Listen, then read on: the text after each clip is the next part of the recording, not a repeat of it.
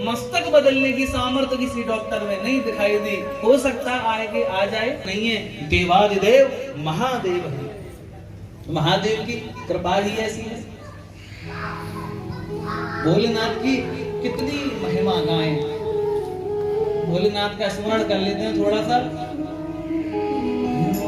शिव कैलाशों के वासी दौलत संकट हरना, भोले बाबा शंकर संकट हरना।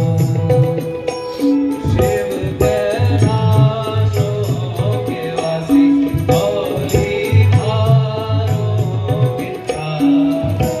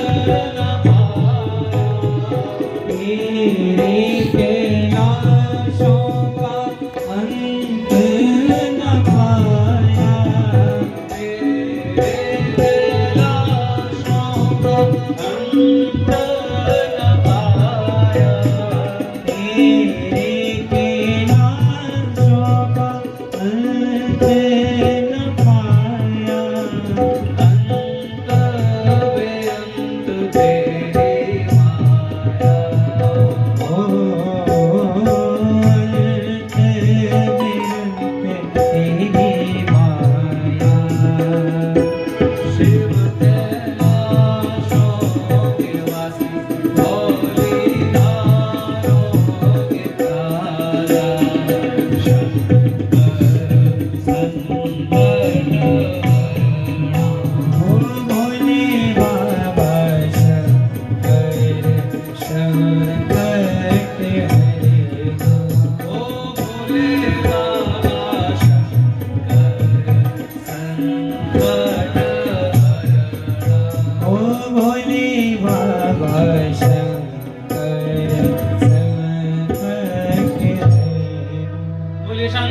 भगवान की जय हो। ऐसे भोले भाले हैं, सब पे कृपा करने वाले, इतना सरल स्वभाव है। कोई वरदान मांगने आ जाए ना तो मना नहीं करते, एक बार को तो दे ही देते हैं, बाद में भले ही समस्या हो जाए तो देखिए। भस्मासुर आया कि प्रभु को ऐसा वरदान दो कि जिसके सिर पे हाथ रखूं वो भस्म हो जाए। भगवान ने तो कह दिया तथास्तु। अब भस्मासुर बोला सबसे बलवान आप ही हो, हाथ के सिर पे मैं पहले हाथ रख के दे दूंगा। बेचारे आगे आगे भागे भोलेनाथ, भैया मैंने ही तो वरदान दिया है, वो कोई भस्म करेगा तू। अब आगे आगे भोलेनाथ भाग रहे, पीछे पीछे भस्मासुर, अरे रुको। फिर आए नारायण भगवान बीच में सुलह करवाने, भस्मासुर को नृत्य करवाया, उसी का हाथ उसी के सिर पे धरवाया। तो ऐसे भोले हैं, देने से पहले सोचते नहीं। बड़ा सरल स्वभाव है हमारे भोलेनाथ का। और ऐसे सुंदर सुंदर श्लोक, ऐसे सुंदर सुंदर उनके स्तोत्र हैं, बड़े ही सुंदर। शिव तांडव स्तोत्र, रुद्राष्टकम, बड़े प्यारे प्यारे। भगवान भोलेनाथ की तो बड़ी कृपा है। शिव जी के पास आकर के सबने स्तुति करी है, और जैसे ही स्तुति करी ना तो स्तुति के प्रभाव से भगवान भोलेनाथ प्रसन्न हो गए। बहुत जल्दी मान जाते हैं ना, बहुत सरल स्वभाव। भगवान प्रसन्न हो गए। जैसा सब कुछ जो बिगड़ा था ना, सब पहले के समान कर दिया। जिसका हाथ नहीं है सर्जरी कर दी, हाथ लगा दिया। इसका पैर नहीं है, सर्जरी कर दी, पैर लगा दिया। अंत में प्रजापति दक्ष आए, बोले महाराज इनका तो सिर नहीं है, और जैसे ही आपके वीरभद्र ने सिर काटा ना तो वो सिर अग्नि कुंड में ही भस्म हो गया, अब लगाने के लिए कुछ है ही नहीं, क्या करें प्रभु। तो भोलेनाथ ने कही कि ये बहुत मैं करता था, बड़ा अहंकारी था, और इसके शरीर के हिसाब से इस पर सूट भी करेगा, तो फिर बकरे का सिर भगवान भोलेनाथ ने दक्ष के ऊपर लगा दिया। और जब दक्ष के ऊपर लगाया, भगवान बड़े प्रसन्न हुए उसे देख कर, सबने भगवान भोलेनाथ की बड़ी जय जयकार करी और कहा कि जब भी यज्ञ होगा, कहीं भी कोई भी यज्ञ हो, उस यज्ञ का एक भाग तो भगवान भोलेनाथ को सदैव मिलेगा ही। एष ते रुद्र भागवस्तु यदुच्चिष्टो दुरस्य वै। यज्ञ की सामग्री भोलेनाथ की है। दक्ष को बकरे का सिर लगा करके क्षमा कर दिया, और नारायण भगवान ने समझाया कि शिव में और विष्णु में कोई भेद नहीं है।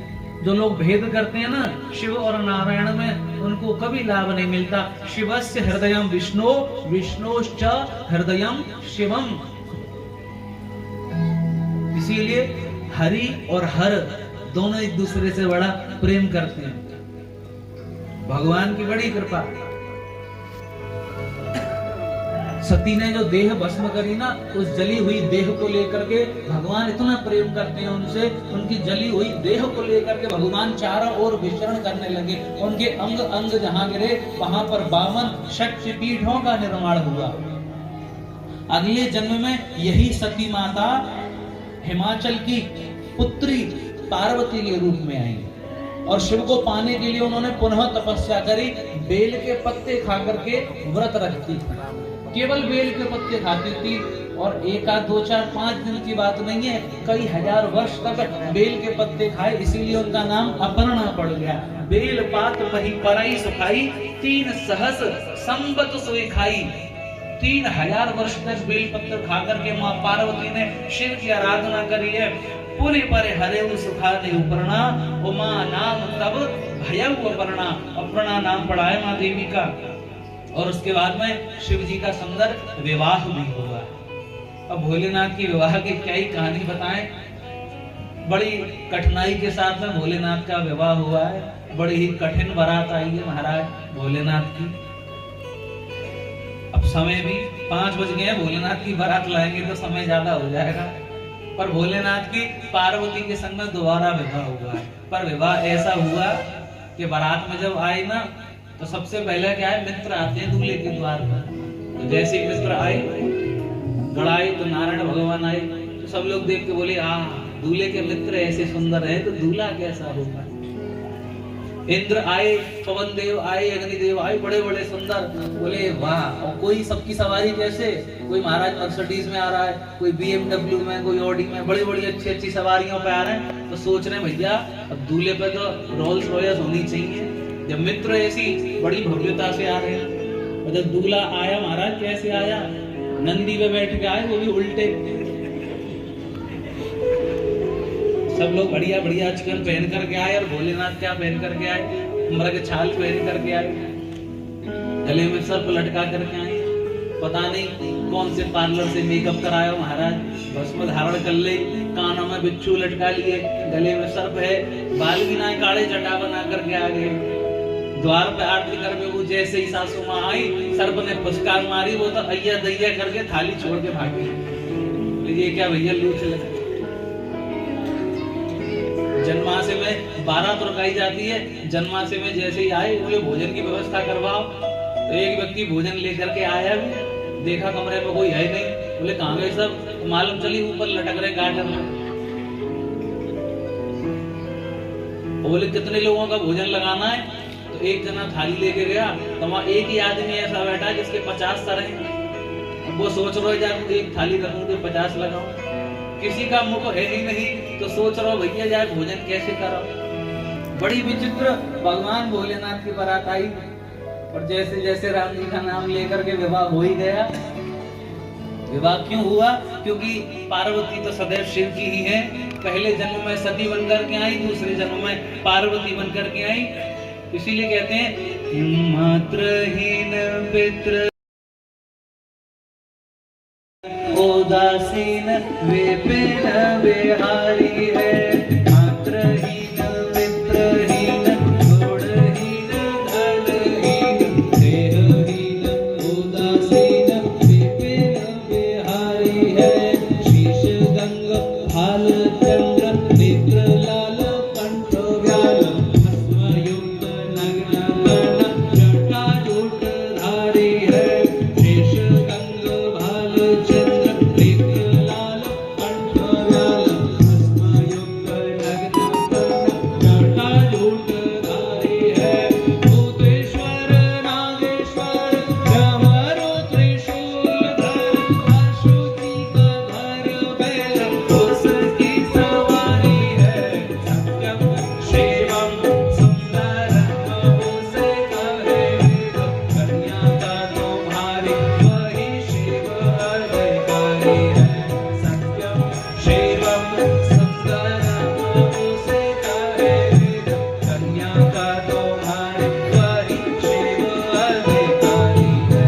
सत्यम शिवम सुंदरम उसे कहे वेद कन्या का तुम्हारी वही शिव अधिकारी। तो सदैव सती तो सदैव शिव की ही है, पार्वती सदैव शिव की ही है। भोलेनाथ का बड़ा ही सुंदर विवाह हुआ। आज तक सब शादियों में भोलेनाथ का विवाह ही सुनाया जाता है। जो 7 वचन सुनाए जाते हैं ना शादियों में, वो भोलेनाथ के विवाह के ही वचन है। आज तक उस विवाह को हमारे धर्म ने बनाए रखा है। ऐसा सुंदर भगवान शिव का विवाह हुआ, और शिव जैसा कोई देव नहीं है। जल के चढ़ाए हम लोक से उबार दे, तो दूध के चढ़ाए तो दारिद्र भर ले तो है। चावल के चढ़ाए थे, आप सब लोग तो चावल खूब चढ़ा सकते हैं, सूखे नहीं चढ़ाने चाहिए, थोड़े ढीले करके चढ़ा में। चावल के चढ़ाए 14 भुवन दे तो स्वामी, और चंदन के चढ़ाए चक्रवर्ती कर देते हैं। भांग के चढ़ाए भव सागर से पार करें, और बेलपत्र के चढ़ाए विपत्ति हर लेते हैं। कहे कवि केशव देव ऐसे हैं महाशिवदानी, गाल के बजाय से निहाल कर देते हैं। डुम नमः पार्वती पतये हर हर महादेव। एक बार सब मिलके सुंदर भगवान शिव का ध्यान कर रहे हैं। शंकर तेरी जटा में, शंकर तेरी जटा में बहती है गंगाधारा। शंकर तेरी जटा में बहती है गंगाधारा। शंकर तेरी जटा में बहती है गंगाधारा। काली घटा के अंदर जीविता में नीला। काली घटा के अंदर जिम्मेदारी नहीं उजारा। शंकर तेरी जटा में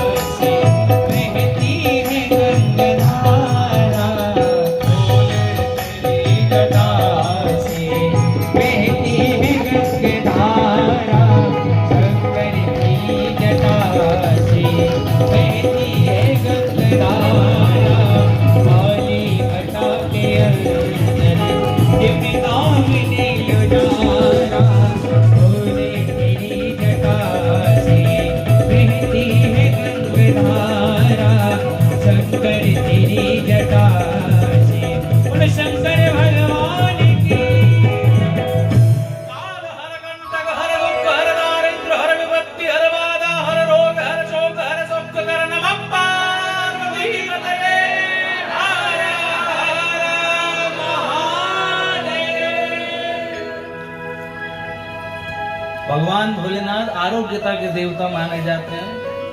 भगवान शिव, मैं तो यही प्रार्थना करूं भगवान भोलेनाथ से, भोलेनाथ जो भी सज्जन, जो भी भक्त यहाँ कथा सुनने को आए, उन सब पे कृपा करें। महामृत्युंजय स्वरूप में सबको आरोग्यता का वर प्रदान करें। खूब ठंड पड़ रही है महाराज, भोलेनाथ में ही सामर्थ्य है ऐसी ठंड को झेलने की। वो ही रह सकते हैं कैलाश पर्वत पर, मैं तो नहीं कैलाश पर्वत महसूस है, रहो बैठे बैठे जुकाम लग जाएगा ज्यादा देर बैठे तो भाई वही रह सकते हैं बर्फ में। तो समुद्र मंथन में से जो जहर निकला वो उन्होंने अपने कंठ में धारण करना था। गरम गरम चीजें लेते महाराज, मैया के हाथ डूब जाते हैं बनाते बनाते। ऐसी कुछ जड़ी बूटी हम ले लें तो नहीं लगे ठंडे, तो भोलेनाथ ही झेल सके ऐसी चीजें में। तो इसीलिए भांग के चढ़ाए भव सागर से पार करें, वही भांग चढ़ाओ भोलेनाथ का, भव सागर से पार करेंगे। तो भोलेनाथ को ही चढ़ाओ, अपने ऊपर चढ़ाने की आवश्यकता ना है। ठंड पड़ रही है तो ये नहीं कि थोड़ी सी भांग ले लो, नहीं महाराज, ये सब जड़ी बूटी भोलेनाथ के लिए बनी है। यदि भांग आप लेने की शक्ति रख रहे हो तो भोलेनाथ को तो धतूरा भी बड़ा प्रिय है, तो धतूरा भी खाओ। भोलेनाथ तो विष भी पीते हैं, फिर विष भी पियो। भोलेनाथ कंठ में सर्प भी धारण करते हैं, तो महाराज आप भी धारण करने का प्रयास करो, पर दांत वाला जहर वाला ही सर्प धारण करना, नकली नहीं करना। इसीलिए कभी तुलना नहीं करनी चाहिए कि भाई भोलेनाथ चिलम लगाते हैं कि भांग पीते हैं तो हम भी करेंगे। तुलना कर ही नहीं सकते, मूर्ख है, अज्ञानी है जो लोग भोलेनाथ को तुलना में रखते हैं। ऐसे भोलेनाथ है, भोलेनाथ की बड़ी सुंदर सुंदर कथाएं हैं, पर यहाँ पे छोटा सा ही भगवान का भोलेनाथ का रूप आया है। आगे की कथा में बताते हैं कि जो उनके दूसरे पुत्र हैं उत्तानुपाद, दो पुत्र है ना, प्रियव्रत और उत्तानुपाद। तो उत्तानुपाद की कथा आती है। उत्तानुपाद ने 2 विवाह किए। पहला विवाह किया सुनीति के साथ में, दूसरा विवाह किया सुरुचि के साथ में। सुनीति का मतलब जो नीति कहती है, जो विवेक कहता है, वो सुनीति।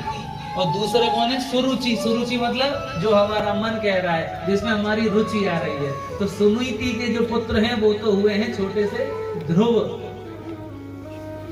और ध्रुव ने आगे जाकर के कैसा नाम कमाया। हमारे सामने भी 2 तरह की चीजें आती हैं। सुनीति भी कहती है, पर मानते हम किसकी है? सुरुचि की। जो अच्छा लगता है वो ही करते हैं। हमें पता है कि समोसा खाएंगे, तला भुना खाएंगे तो नुकसान करेगा, पर रुचि कहती है खा लो भैया, स्वाद आएगा। रुचि में किए हुए कार्य का परिणाम अच्छा नहीं आता है। तो 2 विवाह किए उत्तानुपाद ने। सुनीति के पुत्र हैं ध्रुव। और एक बार दूसरी पत्नी जब आ गई है ना, तो पहली पत्नी का प्रभाव कम हो गया है, तो महल से बाहर आउट हाउस में रोक दिया है कि तुम बाहर रहा करो, अंदर वाले महल में तो सुरुचि रहेगी। अब बेचारी बाहर रहती है, छोटा सा बालक है ध्रुव, कोई पूछता है तुम्हारे पिता कौन है, बोले महाराज हैं, तो कभी मित्र ने कहा अच्छा तुम्हारे पिता महाराज हैं, उनकी गोद में बैठ के दिखाना जरा। छोटा सा बालक पिता की गोद में बैठने को पहुंच गया, जैसे ही गोद में बैठा सौतेली माँ ने देख लिया, माँ ने खींच करके उतार दिया, तेरा अधिकार नहीं है बैठने का, मेरा पुत्र बैठेगा। हाँ ये तेरे पिता होंगे पर तू नहीं बैठ सकता, अपनी माँ के पास जा। उसने कहा माँ क्यों नहीं बैठ सकता मैं? बोले अगर तुझे बैठना है तो दो ही उपाय हैं, या तो साक्षात नारायण ही आकर के बैठा सकते हैं, या तुझे मेरी कोख से जन्म लेना पड़ेगा तो तू बैठ सकता है। ऐसा कहकर के भगा दिया। छोटा सा बेटा अपनी माँ के पास जाकर के रोने लगा। माँ ने समझाया बेटा सही तो कह रही थी तेरी माँ, नारायण सब कुछ करा सकते हैं, भगवान की इच्छा होगी तो तू पिता की गोद में भी बैठ जाएगा।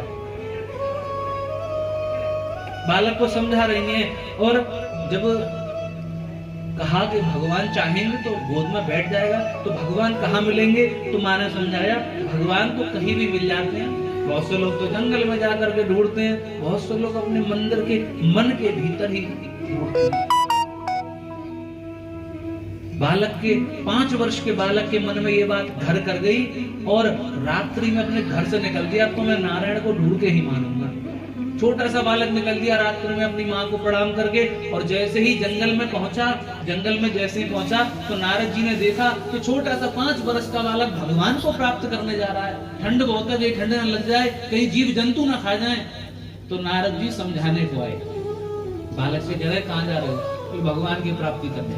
बोले छोटे से हो तो मैं जानवर खा जाएंगे, भगवान कुछ नहीं मिलेगा, शेर मिल जाएगा, चट कर जाएगा तुम्हें। बालक ने पूछा आप कौन? आपसे सलाह मांगी मैंने, आप हो कौन? तो नारद जी बता रहे मैं नारद हूँ। तो छोटा सा बालक कह रहा है आप नारद हो ही नहीं सकते। बोले अरे ऐसे क्यों? मैंने सुना है कि नारद हो देव दर्शन, जिसको नारद मिल जाए ना उसे नारायण भी मिल जाते हैं, और आप मुझसे कह रहे हैं कि वापस घर लौट जा, आप नारद हो ही नहीं सकते। अब जैसे ही नारद जी ने ये बात सुनी तो नारद कह रहे ये तो बढ़िया चेला मिला है, इसको चेला बना लेंगे तो ये भगवान को प्राप्त कर ही लेगा। गुरु भी चाहता है कि हमको कोई चेला मिले तो बढ़िया मिले कि हमारा नाम हो। तो नारद जी ने मंत्र दिया। कौन सा मंत्र दिया? द्वादशाक्षरी, आप सभी जानते हैं कौन सा मंत्र है? ओम नमो भगवते वासुदेवाय। इसी मंत्र से ध्रुव ने जंगल में जाकर के जाप प्रारंभ कर दिया, और ऐसा कठिन जाप करते हैं छोटे से ध्रुव महाराज 3 दिन में केवल 1 बार फलाहार कर दिया। 1 मास तक ऐसे ही करते रहे, 3 दिन में केवल 1 बार फलाहार करते हैं, और उसके बाद आगे बढ़ाई तो केवल 6 दिन में 1 बार फलाहार करते हैं। भूखे रह करके केवल उसी मंत्र को जाप करते रहते हैं। फिर आगे जब बढ़े तो 9 दिन में केवल 1 बार जलपान करते हैं, 1 बार जल पीते हैं 9 दिन में। और तपस्या कठिन होती जा रही है। फिर पहले तो फल त्याग दिए, भोजन त्याग दिया, पत्ते त्याग दिए, जल पे आ गए कि 9 दिन में केवल 1 बार जल पीते हैं, और उसके बाद में अपनी ऐसी कठिन तपस्या करी महाराज कि जल भी त्याग दिया, केवल वायु पर जीवित है। हम सब लोग को ये बात मान करके आश्चर्य होता है ना कि भोजन कर ही नहीं रहे, केवल वायु पर जीवित है। तो महाराज आज भी हिमालय में, आज भी बर्फ में, पहाड़ों पर ऐसे कई संत ऋषि मुनिगण हैं जो आज भी बिना भोजन के जीवित रहते हैं, केवल वायु से। छोटे से ध्रुव महाराज ने 12 दिन में केवल 1 बार वायु का ग्रहण करते हैं। 5वें महीने में जाकर के महाराज ऐसा प्राण वायु चढ़ाया कि सांस लेना भी बंद कर दिया। नैवं विदाम भगवान प्राण रोध, प्राण वायु को ऐसा चढ़ा लिया कि चराचरस्य अखिल सत्वधामना, सकल जगत में वायु बंद हो गई, सब देवताओं की सांस रुक गई, और भगवान को दर्शन देने के लिए आना पड़ा। उस छोटे से 5 वर्ष के बालक को दर्शन करने के लिए साक्षात नारायण आए हैं।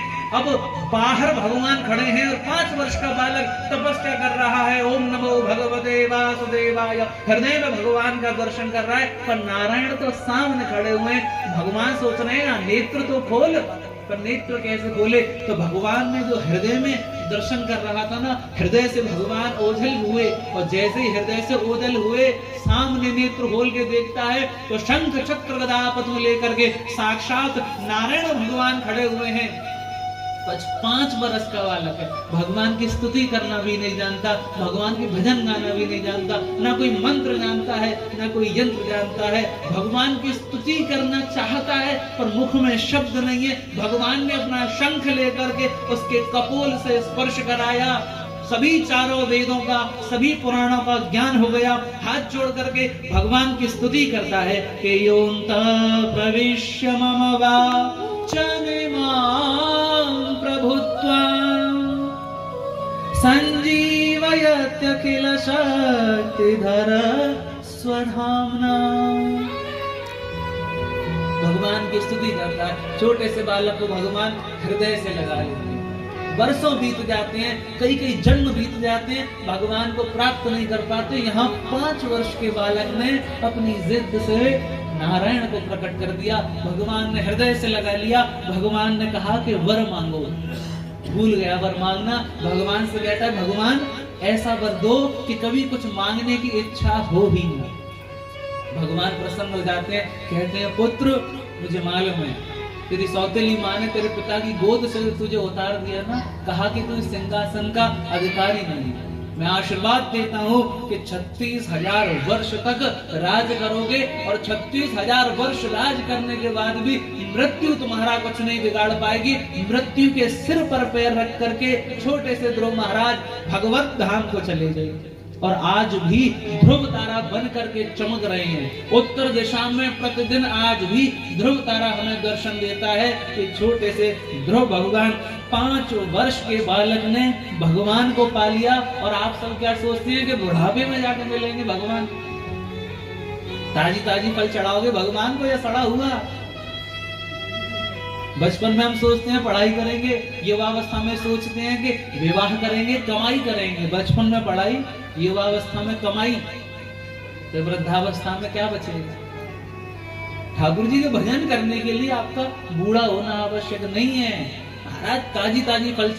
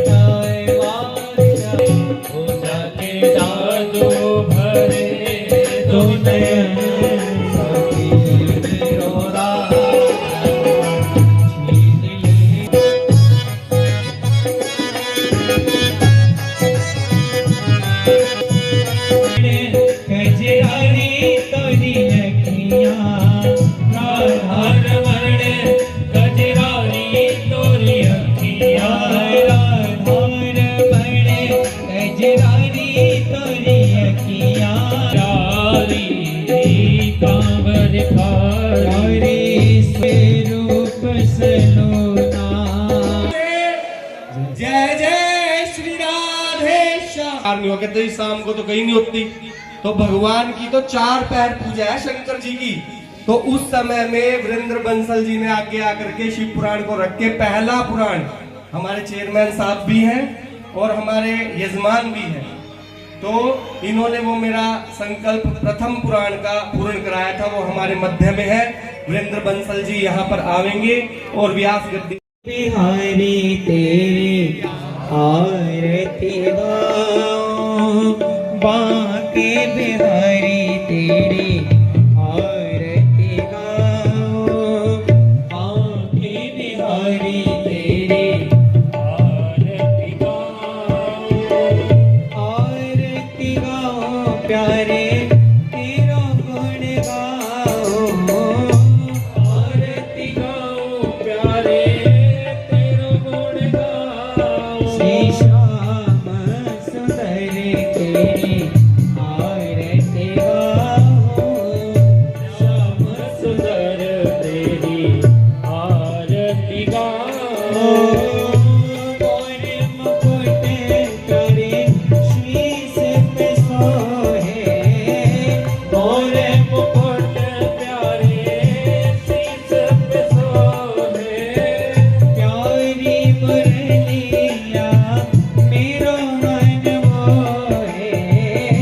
प्यारी मुरलिया मेरो मन मोहे एक छवि बने हरि में जाऊं के बिहारी तेरी आरती गाऊं चरणों से निकली है गंगा प्यारी चरणों से निकली है गंगा प्यारी जिसने सारी दुनिया तारी जिसने सारी दुनिया तारी उन चरण के दर्शन पाऊं के बिहारी तेरी आरती गाऊं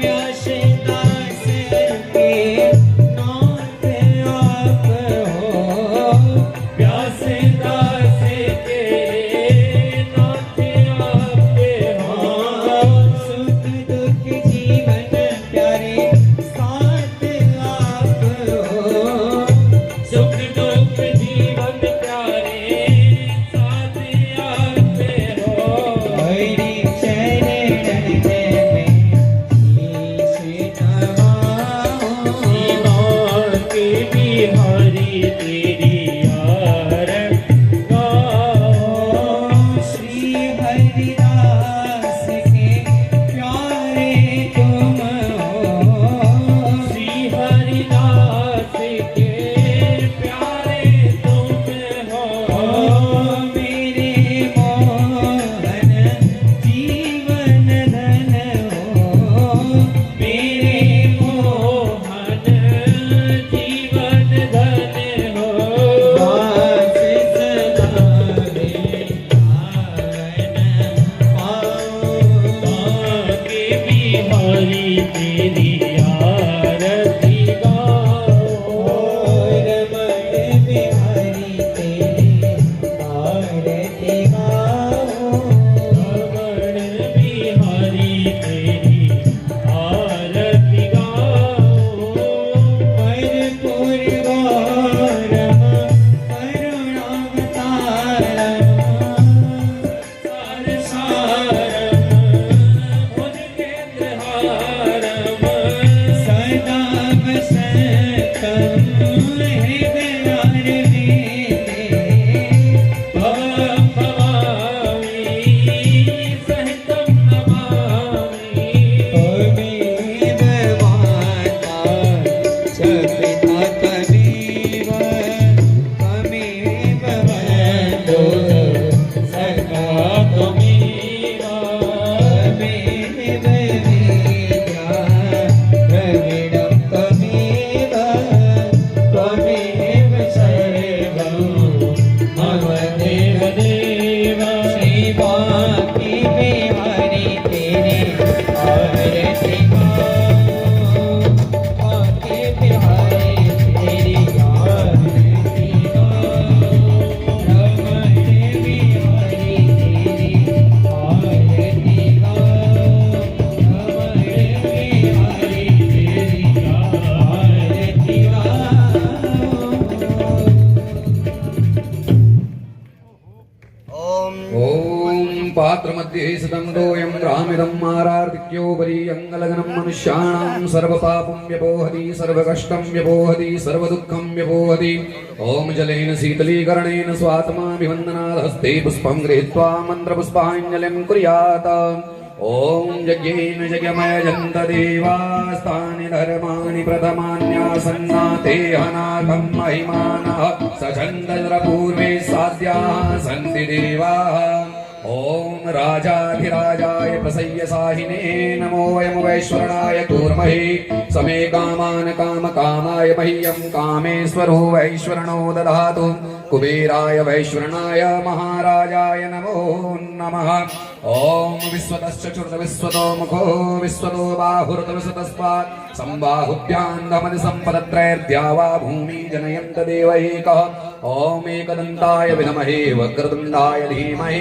तन्नो दन्ती प्रचोदयात् ओम नारायणाय विद्महे वासुदेवाय धीमहि तन्नो विष्णुः प्रचोदयात् ओम तत्पुरुषाय विद्महे महादेवाय धीमहि तन्नो रुद्रः प्रचोदयात् ओम महालक्ष्मी च विद्महे विष्णुपदने च धीमहि तन्नो लक्ष्मीः प्रचोदयात् ओम नन्दनन्दनाय विद्महे राधावल्लभाय धीमहि तन्नो श्रीकृष्ण प्रचोदयात् ओम अंजनीसुताय विद्महे वायुपुत्राय धीमहि तन्नो हनुमत् प्रचोदयात् सेवन्तिका बकुलचम्पकपाटलाभे पुन्नाकजातिकरवीररसाल पुष्पे बिलवप्रवाल तुलसी दलमञ्जरीवे त्वां पूजयामि जगदीश्वर मे प्रसीद आवाहनं न जानामि तवार्चनं पूजां चैव न जानामि क्षम्यतां परमेश्वर मंत्रहीनं क्रियाहीनं भक्तिहीनं सुरेश्वरी यद्पूजितं मया देवी परिपूर्णं तदस्तु मे